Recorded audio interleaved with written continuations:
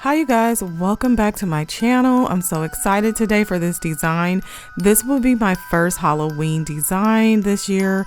And I'm gonna start off by going in with some of this Born Pretty like translucent jelly polish, and I'm just gonna apply it over these acrylic nails. Now these acrylic nails, I did do a video for that.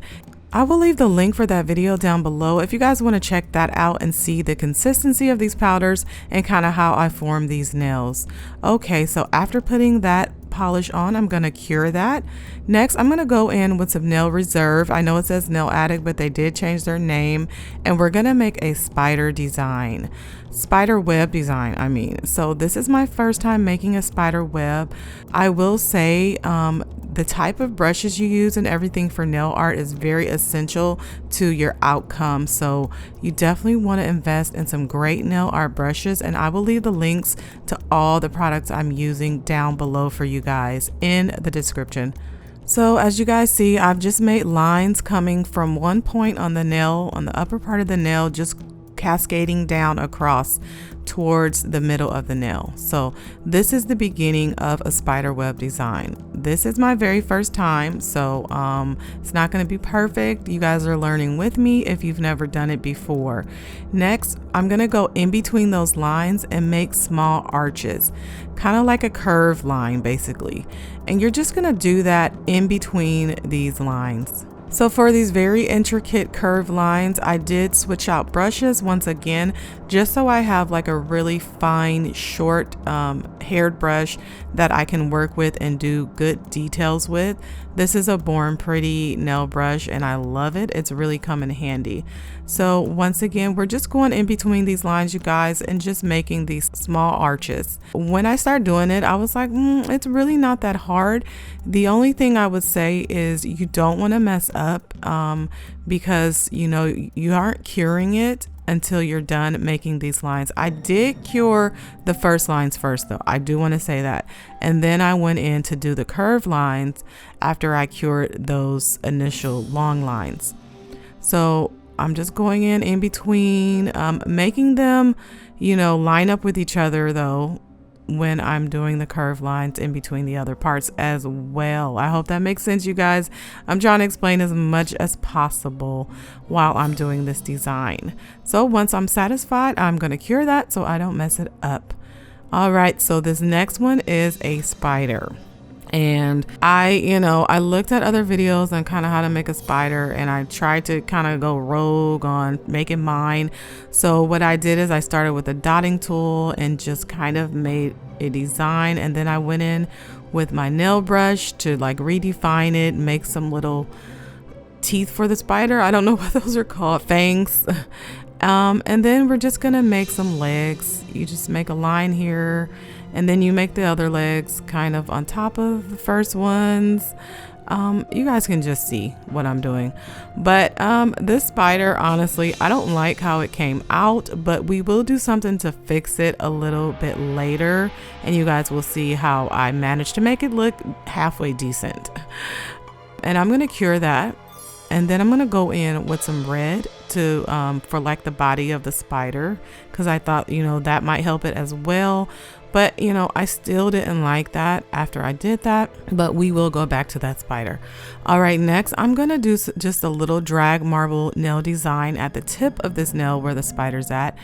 And we're going to go just make some lines across with some red and white, and then we're going to drag the brush up through that line. I do have a video as well that goes more in depth on this drag marble process. I will leave that down below as well if you guys are interested on how to achieve drag marble nail art. All right, on this one I decided to do another spider web, and I was gonna go to the left with it, but it wasn't looking good, so we scratched that idea. You guys, let me know if you've ever tried spider web nail art, and if you have a specific technique that might be different from mine that helps you achieve that spider web, you know, a little bit more intricately, make it look a little bit more better. You know, I feel like I did okay with this, but you know, there's always room for improvement, and for it to be my first time, you know, I'm gonna go easy on myself. All right, so once again, we're just going in between those lines and just making the curved lines to attach that web together. So if you haven't made it this far, you guys, please go ahead and hit that like button for me. And if you're new here, go ahead and subscribe if you enjoy nail art, nail reviews, anything to do with nails. Go ahead and hit that sub button and join my channel. I would really appreciate it.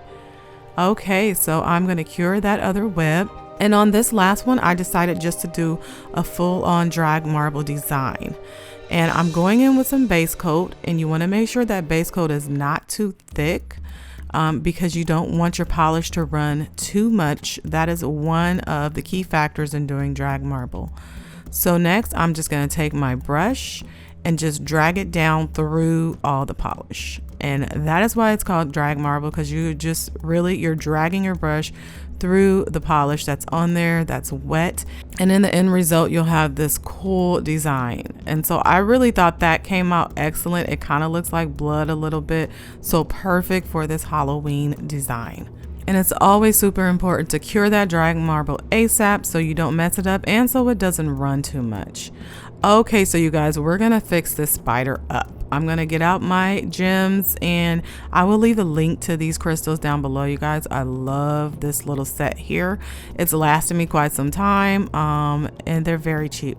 So what I decided to do is just go ahead and put, you know, a big gem on top of that spider, make the body of it into a, you know, a gem. And I think it turned out cute.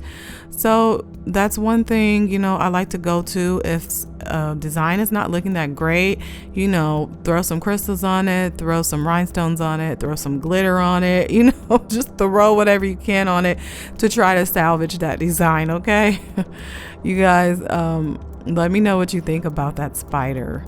So next, I felt like the spider web ones were a little bit too plain, so I am gonna add a French tip to the end of it, kind of like a bloody French tip. You know, we're gonna keep with the Halloween theme.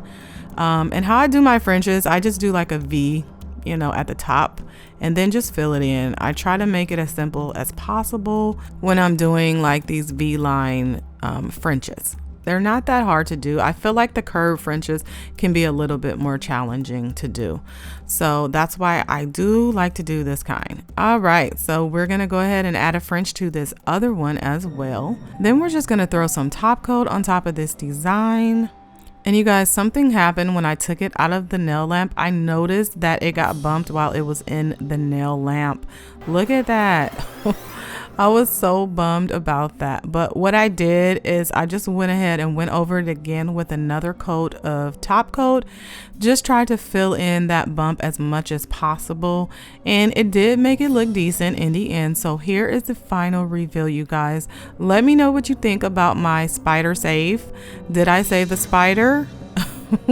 The legs still look a little questionable, but I think overall this was a great first Halloween set. Let me know what you guys think. Go ahead and leave this video a like, and if you're new here, subscribe. I'll see you guys next time.